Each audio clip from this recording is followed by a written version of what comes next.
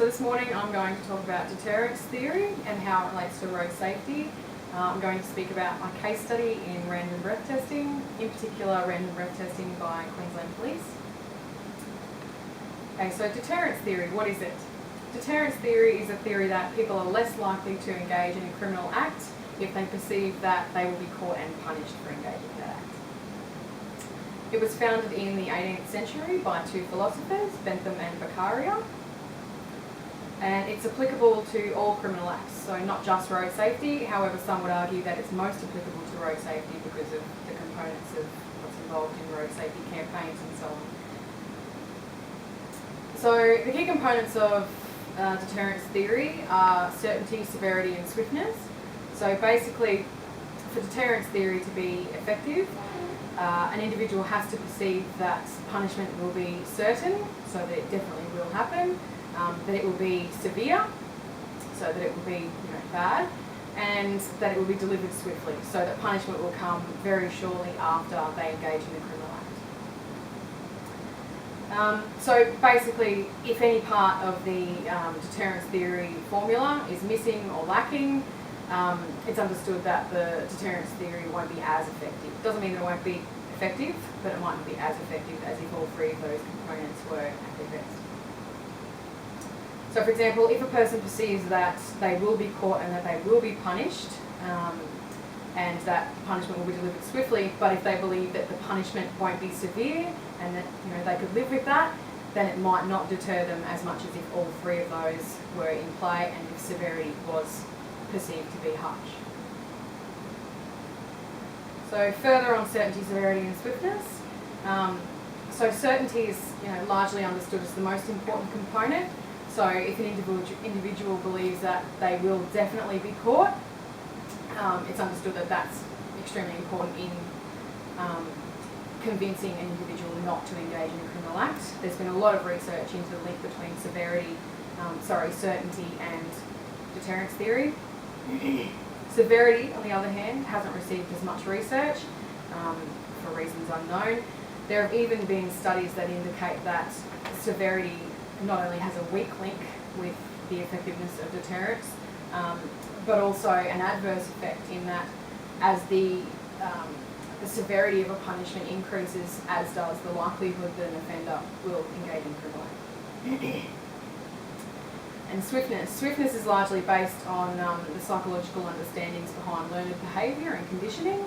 So basically, it's been found that if swiftness isn't present in the deterrence theory formula, that offenders will be more likely to offend because they feel there's a gap between engaging in the act and being punished for it. So specific deterrence versus general deterrence. Specific deterrence is where an individual has been subject to punishment for engaging in a criminal act before, and this renders them less likely to engage in that criminal act again. General deterrence is where an individual is less likely to engage in a criminal act because they perceive that other people have been punished for that criminal act and they don't want to be punished themselves. It's particularly effective in road safety advertising campaigns where it's largely publicised when people break the law and are punished. So the role of Stafford and Waugh in deterrence theory. So in 1993, Mark Stafford and Mark Waugh proposed that deterrence theory was even more complex than originally thought. They argued that avoidance of punishment is just as important as certainty of punishment in deterrence. So basically, in that a person would perceive that they could get away with a crime if they had gotten away with it in the past, and also that a person would perceive that they could get away with engaging in a crime if they had observed others getting away with it in the past. So case study of random breath testing. So random breath testing was first introduced in Victoria in 1976. It's changed a lot since then. It's been remodelled and reworked countless times to maintain its effectiveness. So in its current form, they have, I'm sure everybody's seen them, the big buses. They're highly mobile, they could be anywhere at any time, they're highly visible and they're highly effective, so they catch a lot of people. They also gain strong media support. So when there's, for example, a random breath test blitz at Christmas time or Easter time, it's often publicised on the evening news, programs and things like that. So it gives people an idea that, or a perception that people are being caught for engaging in this act, and that they could get caught anytime, anywhere, and that it's very volatile. So they're not, they're less likely to engage in it because there is that perception that they will be caught. And random breath testing obviously is effective in terms of specific deterrence and general deterrence, because it's effective for those people who are engaging in criminal acts, so drinking and driving. It's also effective for people who are considering engaging in the criminal act and have seen other people be caught and punished. So in particular, random breath testing in Queensland has been particularly effective. Queensland Police have dedicated enough resources to perform one breath test for every licensed driver in the past. So in the financial years 2001 to 2003, they conducted over 2.6 million random breath tests. And random breath testing is, in Australia, in Queensland in particular, largely accepted as the most effective road safety campaign in terms of deterrence. So it works very, very well.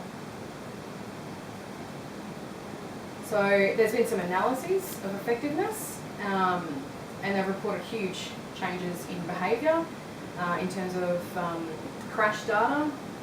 So a 22 to 42% decrease in fatal crashes, a 15 to 24% decrease in the number of serious crashes occurring at night, and a 23.9% decrease in the number of serious crashes occurring on a weekend.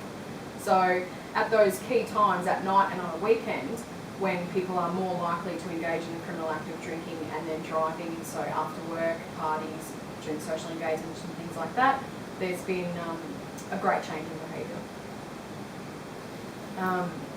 So evaluation of random breath testing campaigns across Australia has shown that the states that have the most intensive campaigns, so campaigns that are the most consistent, that have the most resources, that are the most visible, and have the most media support as well, coverage, have been the most effective. Thank you for your time.